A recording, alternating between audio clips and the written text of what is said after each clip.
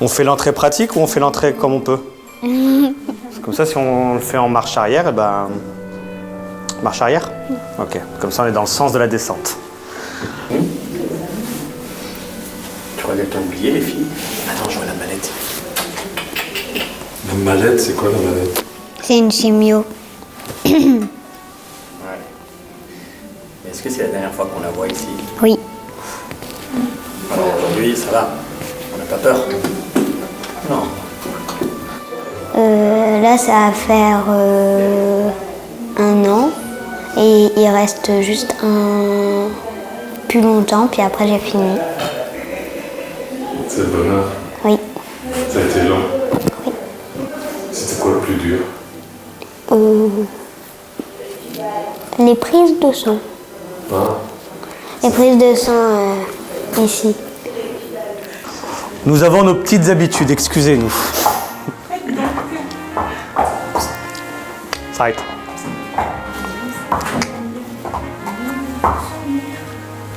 Arrière. Arrière, bébé. On sur la tête. Voilà. Arrière.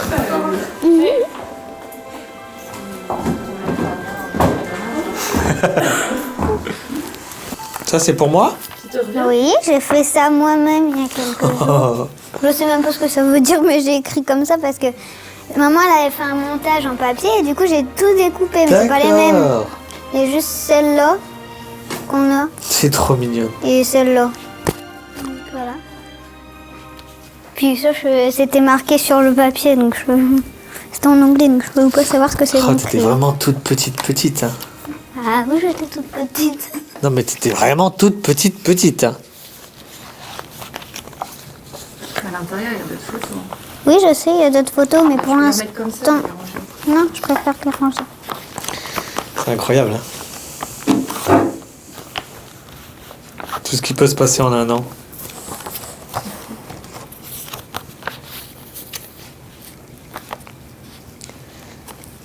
Tadam! Ça, c'est du garage. Hein.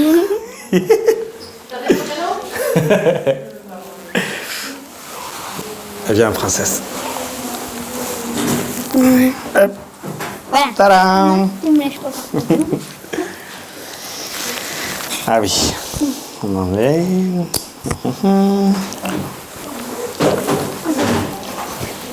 Attends, remise brushing. Ouais, mais j'ai un problème. Oh. Juste ça. Ah oui.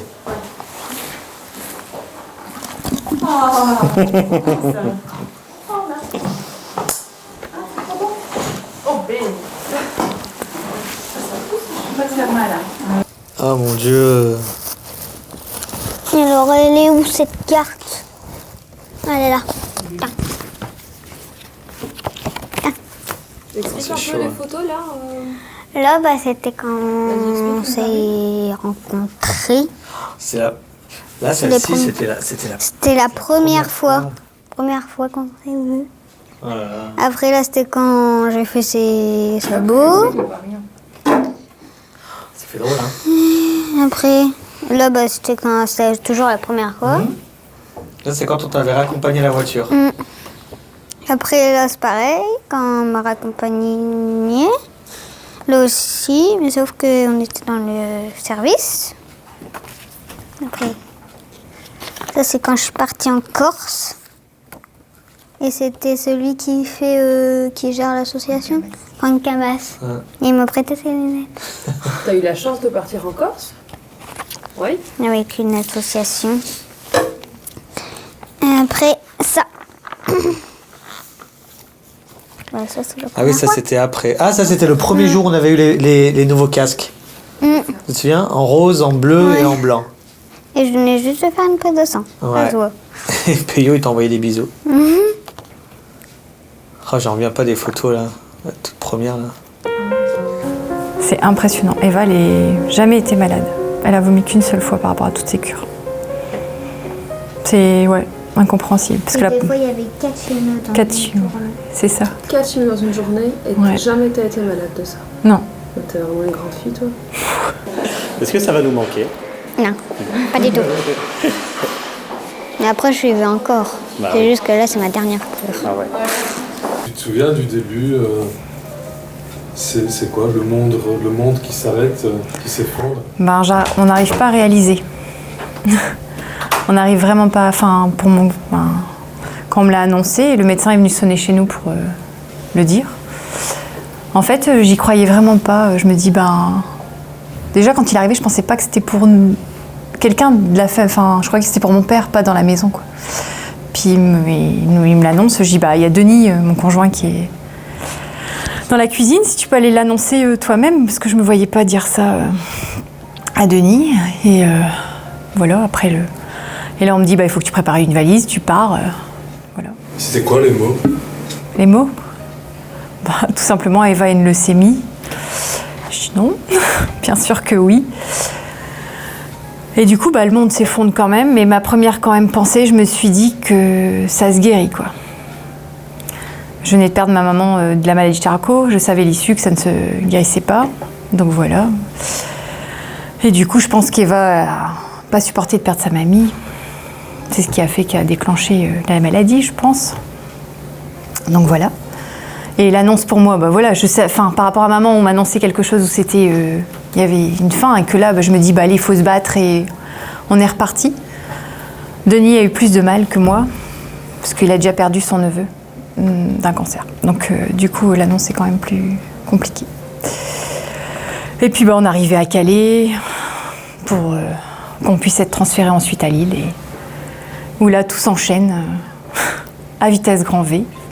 Ça a été très très vite. Ouais, très vite, parce qu'elle était en fait très basse au niveau de plein de choses dans le sang. Je m'en suis pas forcément aperçue tout de suite qu'elle était malade. Pour moi, elle était fatiguée avec tout ce qui s'est passé comme événement. Et du coup, elle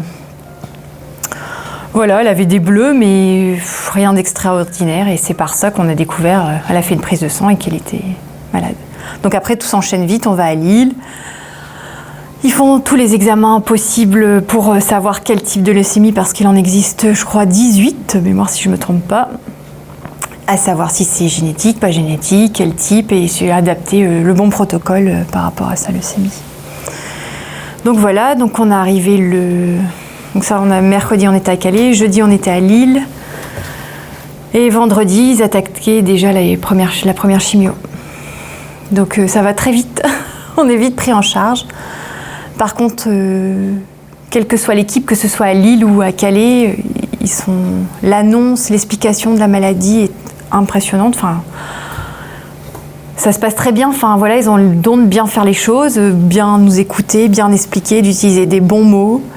Et après, une fois que nous, parents, on est au courant, ils expliquent à l'enfant. Donc, ils ont expliqué à Eva, le docteur a expliqué à Eva le traitement et ce qui allait lui arriver. La perte des cheveux, qui est quand même importante. Et voilà, et après, ça y est, c'est parti, donc on passe 10 jours. Et encore, moi, je me dis, on a eu de la chance. Quand je suis arrivée, on n'a pas le droit de manger dans la chambre de l'enfant. Parce que c'est des règles strictes d'hygiène, comme Eva en a parlé un peu tout à l'heure. Et du coup, on mange en extérieur, avec les mamans dans une salle. Et du coup, entre mamans, on parle. Et ça, c'est bien et pas bien. Parce que on voit tout ce qu'il y a autre, parce qu'on ne s'imagine pas, en fait, le nombre d'enfants concernés. Et suivant les enfants, il y en a qui sont greffés, d'autres pas. Il y en a qui sont là depuis... Il y a une maman qui venait de partir, ça faisait 6 mois qu'elle était dans le service. Nous, on a eu la chance, on a passé que 10 jours. Donc, je pense que... En fait, j'explique et j'essaye de montrer à Eva que quelle que soit la situation, il y a toujours du positif. Nous, ça a été court, tout s'est enchaîné. Voilà, il faut toujours tirer du positif. Tu te souviens de ce moment, Eva? Tu te souviens pas? L'annonce de la maladie? Un peu, mais ça pas tout. Tu t'en souviens pas? Et l'explication de la perte des cheveux, tout ça?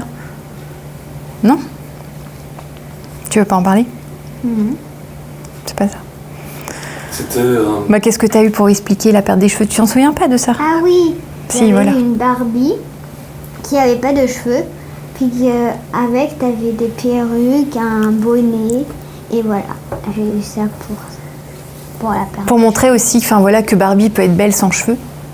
Parce que tous les enfants qui sont en cure, ils perdent leurs cheveux. Et c'est vrai que montrer Barbie maquillée et de choisir une perruque avec des cheveux roses, d'avoir Rose et violet. Rose et violet, c'était... Donc, Est-ce que c'est là pour vous, à ce moment-là, qu'on concrétise vraiment et on se dit oui, ma fille est malade? en fait, ça arrive au bout de 3 semaines, ils nous préviennent qu'au début du traitement, 3 semaines après, et c'est vrai, pile poil après, 3 semaines, les cheveux commencent à tomber. Et ça, c'est Non, même avant. Bah non, c'était ça. Si, c'est ça, 3 semaines. Et du coup, c'est vrai que le plus dur, c'est de passer la brosse Le cheveu tous les... et que ça tombe au fur et à mesure et qu'on peut passer la brosse je ne sais pas combien de fois. Après, c'était un choix de ne pas vouloir... on avait quand même raccourci ses cheveux, elle avait des cheveux longs, donc on avait mis un carré pour éviter d'avoir trop de cheveux. Mais après, on a fait le choix de ne pas lui couper très court, parce que même pour elle, et ça s'est fait au fur et à mesure. Mais bon, après, c'est tout. Une fois que tout est tombé, ça va vite. Hein, donc, Je voulais pas me regarder les premiers jours. voilà, premier jour, elle voulait pas se regarder. Et puis après, avec papa, on a une discussion. Qu'est-ce qu'il a dit, papa? Tu t'en souviens pas? Non. Que voilà, qu'elle était toujours belle à nos yeux, qu'elle ait des cheveux ou pas de cheveux, ça reste notre fille.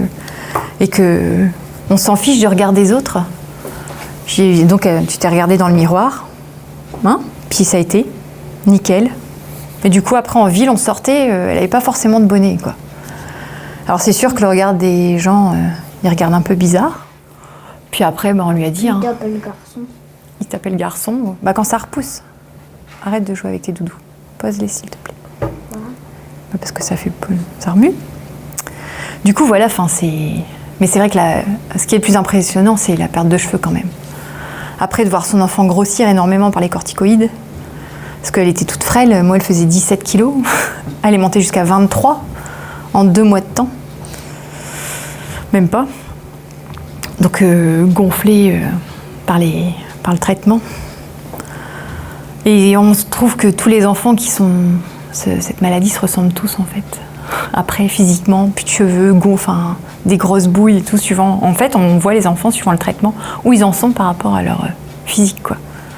Forcément, qui dit maladie grave, on pense à la guérison d'un côté, et à l'opposé, on pense à une mauvaise issue. C'est ça. C'est inévitable. Ah, inévitable. Mais en même temps, c'est pas dans mon tempérament de penser négatif. Je me suis toujours battue pour ma mère, je me bats toujours pour Eva. Il faut toujours trouver du positif, voilà. Après, c'est sûr qu'il y a des moments difficiles... de passer je ne sais combien de temps, de faire des allers-retours à Lille, parce que les traitements, même si on vient à Calais pour se rapprocher, il y a des traitements qui ne se font qu'à Lille. Donc il y a la route. Mais voilà, on fait des rencontres après qu'on ne s'imagine pas, en fait, de plein de choses, que ce soit des associations qui sont là tout de suite, on nous dit qu'on n'est pas seul, que si on a besoin de parler, des choses. Alors vous avez fait une belle rencontre. C'est ça. Une belle rencontre qui est tombée vraiment comme il fallait, parce qu'Eva n'avait plus du tout envie de venir à l'hôpital. Fin décembre l'année dernière, nous avons rencontré qui, Eva? Peyo. Peyo et Hassen. Regarde la caméra. Hein? Peyo et Hassen. Ça, c'est une belle rencontre. Oui. Alors au départ, Eva, elle n'a pas du tout l'habitude des chevaux. C'est quand même impressionnant, un cheval dans une chambre. En plus, il l'a léché. Ça, oulala, hein? Et puis après, au fur et à mesure des rencontres, c'était quand même top et une motivation de venir, parce qu'elle devait être transfusée tout le temps. Mais ils étaient en pénurie de plaquettes. Donc quand on sait qu'elle en a besoin pour ne pas faire d'hémorragie, c'est quand même un peu compliqué. Donc on nous a proposé des doses pour des néonates. On vous me dit, vous la prenez ou pas? Je dis, on n'a pas trop le choix, ça ou rien. On prend ce qu'on nous donne. Comme quoi l'importance des dons est importante. On ne s'imagine pas avant, on dit, de pénurie, on n'est pas forcément concerné. Donc voilà, et du coup, comme Eva était transfusée tout le temps, et de savoir que il y avait Hassen et Peyo qui étaient là, du coup, ça motivait pour venir. Donc il y a des fois où, bien sûr, nous arrivent quand même des petites aventures. On nous dit, il faut venir pour telle heure pour être transfusé, sauf que la voiture qui ramène les plaquettes, elle sent un peu tombée en panne. Hein?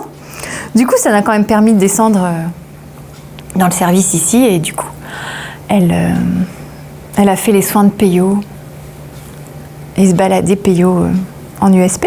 Hein? Ouais. Alors, tu t'en souviens, t'as fait quoi? J'ai fait ses traits, j'ai fait ses sabots. Après, Fait les soins sur les sabots.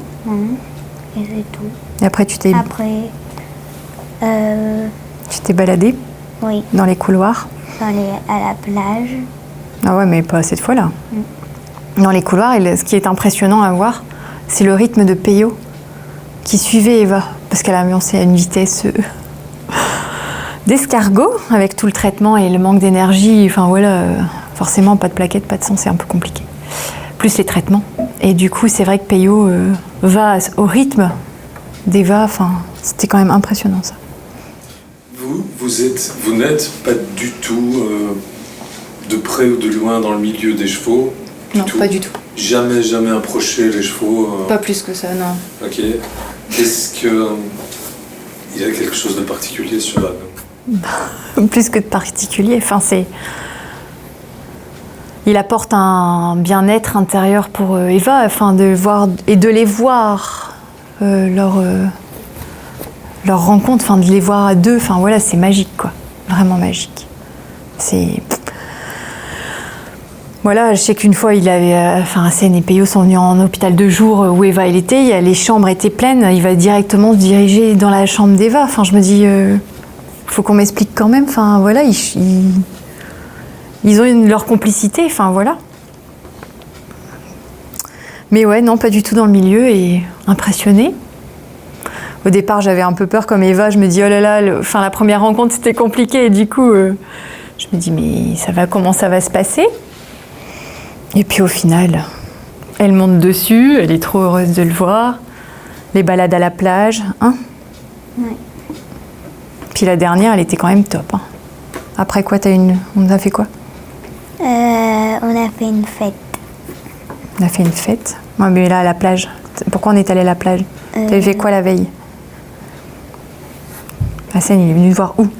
Ah oui, il est venu me voir à mon anniversaire. À Lille. Oui, à Lille aussi. Pour la ponction lombaire. Et du coup, le lendemain, il lui a dit, bah, tu veux faire une balade à la plage? Et après la petite ponction, petite balade à la plage. Donc voilà. Aller à la plage, on voit qu'il court et que je suis sur son dos. T'as été galoper avec Peyo carrément, quoi? Oh, c'est vachement cool, ça. Et t'as jamais fait d'équitation? Non. C'est vrai. Parce que souvent, j'aime passer le trot quand il faut lever les fesses, s'asseoir, lever les fesses. Ça, j'ai horreur. On parle pas forcément plus que ça de la maladie, je pense. Mais après, la relation avec Hassen et Peyo et Eva, c'est leur relation. Et je veux pas... J'interviens jamais dedans. Parce que je pense que ça leur appartient. Voilà. C'est certain. Et vous, de votre côté de maman, vous avez observé ça un peu de l'extérieur? C'est ça. Qu'est-ce que ça vous a apporté? De voir ma fille toujours sourire. D'avoir toujours le moral. Et ça, c'est énorme, quoi. Parce que la guérison joue aussi avec le moral et d'être toujours dans le positif. Pour moi, c'est important, quoi. Donc vous pourriez dire que ce cheval a joué un rôle? Ah bah c'est certain que le cheval a joué un rôle, ça c'est sûr. Ah ouais, non mais ça... Après, Eva a un fort caractère, elle est quand même... voilà, elle a déjà du vécu derrière et du coup... je la trouve forte. Elle n'a pas du tout 8 ans dans sa tête quand on parle avec elle, parce que là, elle parle pas beaucoup, mais sinon, en extérieur, elle parle énormément. Et qu'elle n'a pas du tout un langage d'une petite fille de 8 ans. Du tout. Elle parle comme une adulte. Enfin voilà, elle est très terre à terre et tous ses mots sont pesés. Donc... voilà. C'est un peu ce qui lui est arrivé aussi, qui a renforcé ce caractère. Ah bah c'est sûr. c'est sûr que son caractère, voilà, maintenant elle sait ce qu'elle veut, vraiment. Et puis il y a plein de choses où elle relativise énormément. Elle dit plein de fois, qu'est-ce que tu dis ? Je m'en fiche. Je m'en fiche, c'est pas grave. Voilà, il y a plus beaucoup de choses qui ont de la gravité pour elle, quoi. Donc,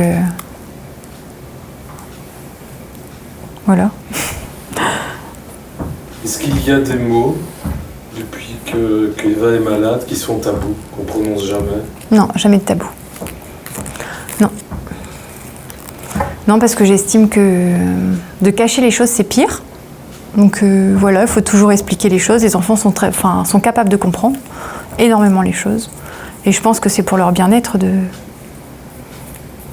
savoir telles que les choses sont, enfin la réalité.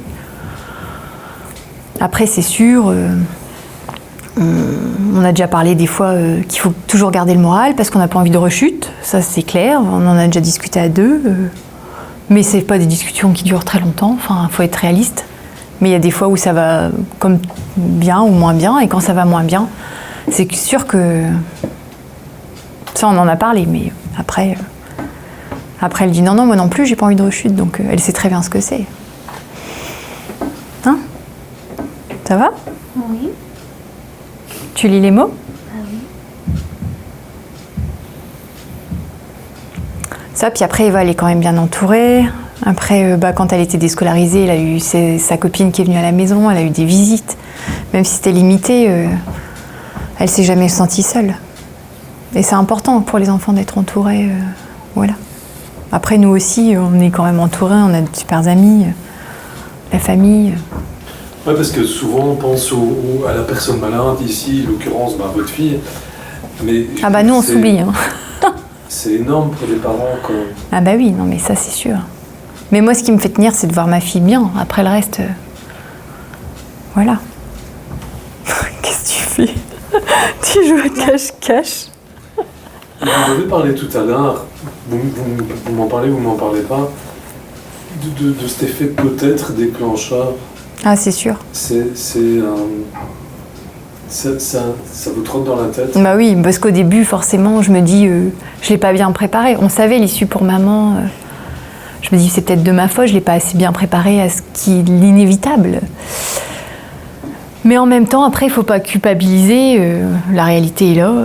C'est fait. Il y a des... Voilà. Mais après, Eva était au quotidien avec moi de l'âge de 2 ans jusqu'à ses 6 ans et demi. Je soignais ma mère tous les jours. Eva était avec moi tous les jours chez ma mère pour qu'on puisse faire les soins. Eva, après, elle était très forte avec mamie. Qu'est-ce que tu faisais? Elle était gastronomisée. Gastrostomisée, du coup. Elle me faisait les seringues d'eau, elle arrêtait la machine, mettait en route la machine. Je veux dire, c'est pas des choses d'un enfant de 6 ans. Normalement, on lui demande. Mais voilà, c'est elle qui demandait parce qu'elle voulait prendre soin de sa mamie et que toujours prendre soin des autres. Et c'est l'éducation que j'avais envie de donner. Et maintenant, elle a très bien compris les choses. Ah non, c'est un petit clown. Ça, tu te souviens bien de ta mamie, Eva? Ouais? Tu penses que tu t'en es bien occupée? Réponds, enlève ça s'il te plaît. Tu l'as bien soignée, ta mamie? Oh ouais. C'est bien.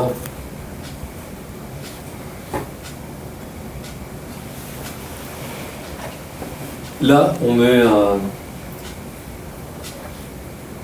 au sommet de la montagne, on va dire, en espérant jamais redescendre. C'est ça. Enfin, on l'espère en tout cas. Mais c'est quand même toujours un peu l'épée de Damoclès au-dessus de la tête, non? Oui. Mais bon, il y a plein de choses comme ça dans la vie où de toute façon on est obligé d'avancer. Voilà. C'est sûr qu'on a hâte d'être au bout du traitement, que la fin du traitement c'est quand même janvier 2021 si tout se passe bien, parce qu'on n'a pas fini. Même si c'était la dernière cure aujourd'hui à l'hôpital, mais tous les jours elle en a, à la maison, en Pérosse. C'est sûr que tant que... fini. C'est sûr que... Voilà, on nous dit, on parle de guérison au bout de 5 ans, on n'y est pas encore, quoi. Mais après, il faut garder foi, toujours avoir le moral et aller de l'avant, enfin...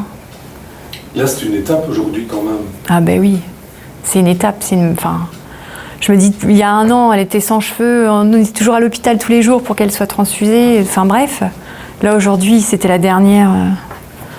C'est une étape, c'est sûr. Mais après, voilà, il y a encore d'autres choses qui arrivent et la vie est faite que d'étapes, quoi. Arrête. Bon, non, mais s'il te plaît.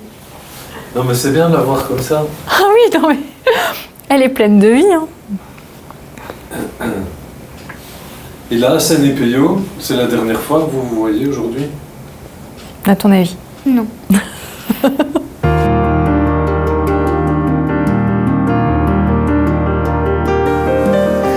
me souviens, c'était pile en face la première fois que je t'avais vu. Ah ouais. Dans la chambre à l'isolement. Ah là là, on en a fait du chemin. T'as un nouvel armée, Et Marie-Laure, si Eva s'en va demain et voilà, fini, l'hôpital c'est terminé, c'est quoi le souvenir d'Eva? Une petite fille pleine de vie, qui aime rire et qui est passionnée de jeux de société. Ça te va? Voilà, je serais contente. Attends, je serais contente de ne plus te voir, mais pas dans le sens débarrassé, mais ça voudra dire que voilà, c'est fini. Elle reprend sa vie de petite fille. Et nous, c'est ce qu'on souhaite en fait, c'est que les enfants, même si on les aime beaucoup, le but c'est qu'on ne les voit plus. Même si on t'aime beaucoup. Ton sentiment après avoir passé une journée avec Eva à l'hôpital, lors de sa dernière chimio, puisqu'on était ensemble? Eva, c'est une petite fille qui est forte, qui garde toujours le sourire, qui arrive toujours à rassembler les gens, à mettre de la bonne humeur, de la joie. C'est pas une petite fille, c'est une grande fille. Et dans le récit de sa longue maladie, qui n'est pas terminée, il y a toujours et si, c'est hyper touchant, quoi. C'est sûr que c'est touchant parce qu'elle elle a cette faculté de vivre au jour le jour, toujours avec le sourire et de ne pas se projeter dans un drôle de futur, voilà, de vivre au jour le jour avec ce sourire de petite fille, ce sourire d'enfant, comme une petite fille, comme toutes les autres en fait. C'est une fameuse claque en même temps de voir un enfant qui côtoie la mort de si près et qui vous donne une patate phénoménale, quoi.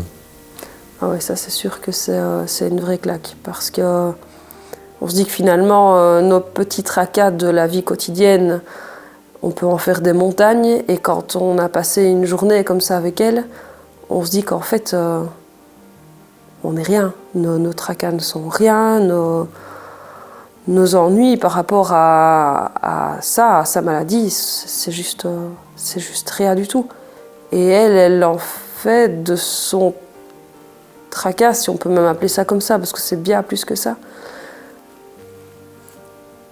Elle le prend avec le sourire, avec une joie de vivre qui est incroyable.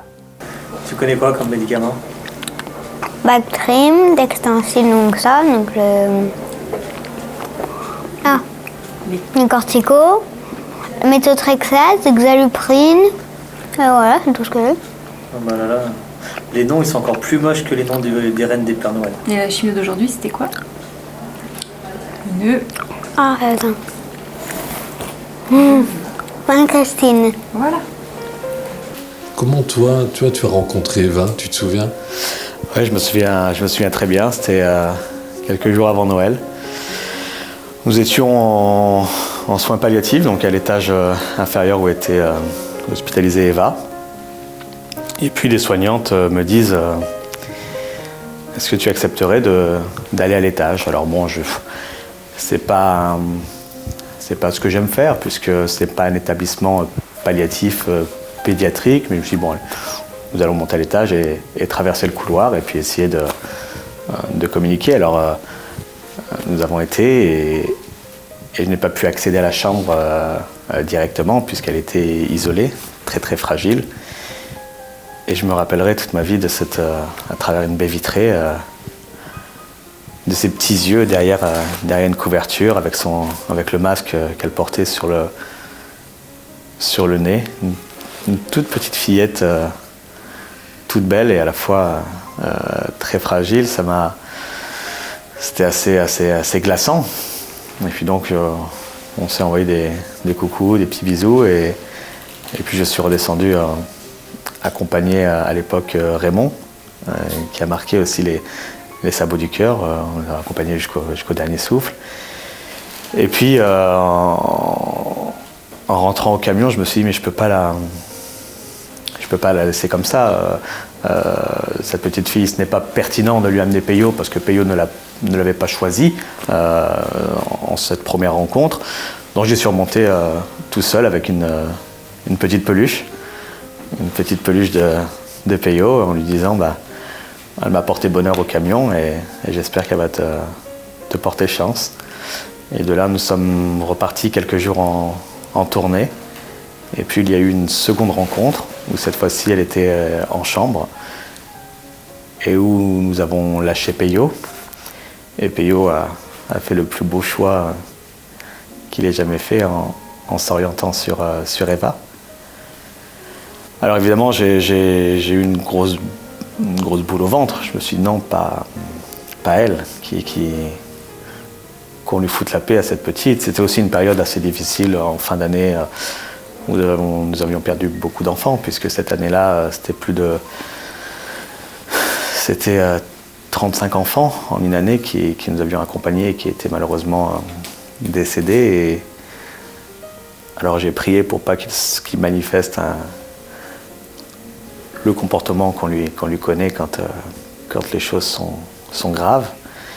Et puis c'est approché d'elle et j'ai d'ailleurs des photos de cette première rencontre où il a commencé à la renifler, à la sentir, puis à coller son nez sur elle. Alors, j'étais assez impressionné de voir cette grosse bête venir sur elle. Et puis tout de suite, j'ai compris que ça allait être une belle histoire. J'ai vu les yeux de sa maman qui étaient rieurs, émus. Et puis une rencontre en a emmené une autre et Eva a pris une très très grande place dans ma petite vie, dans mon cœur. Et aujourd'hui, c'est comme ma petite sœur, ma petite protégée. À vous deux, vous lui avez amené une énergie incroyable. Ça, c'est le témoignage de sa maman. Alors qu'on est proche d'une fin de vie, on ne sait pas, puisqu'il y a toujours cette épée de Damoclès au-dessus de la tête. On ne peut pas accepter ça chez un enfant, évidemment. Elle vient d'où, cette énergie ? Elle vient d'où ? Elle vient d'une abnégation, elle vient d'une détermination, elle vient d'une acceptation que la fin de vie, que la mort font partie de la vie, que quoi qu'il arrive, il va falloir avancer. Et voilà, c'est un amour et un respect pour la vie, un respect pour la mort, et puis un respect pour tout ce qu'on peut construire dans cette dernière phase. Eva, c'est un bel exemple d'une réussite. Eva, c'est ma vraie bulle d'oxygène. C'est l'humanité. Et à elle seule, de son jeune âge, elle rassemble toutes les qualités. Elle rassemble tout l'amour que l'on aimerait vivre, recevoir. C'est une petite fille très courageuse qui a beaucoup à nous apprendre, à nous adultes, sur la détermination, sur la force, sur la délicatesse. Voilà, c'est l'humanité à elle-même. C'est un vrai personnage. Hein. Ouais, c'est assez surprenant parce qu'elle a une maturité que beaucoup d'adultes n'ont pas. Et à la fois, c'est une vraie petite fille. Elle est malicieuse, elle est tendre, elle joue, elle est pleine de vie. Alors c'est assez drôle de parler tantôt comme à une adulte, tantôt comme une petite fille. Et c'est ce mélange des deux qui font qu'elle est unique. Tu décris là qui est qui? Jessica, Hassen, Peyo et moi. Où? À la plage.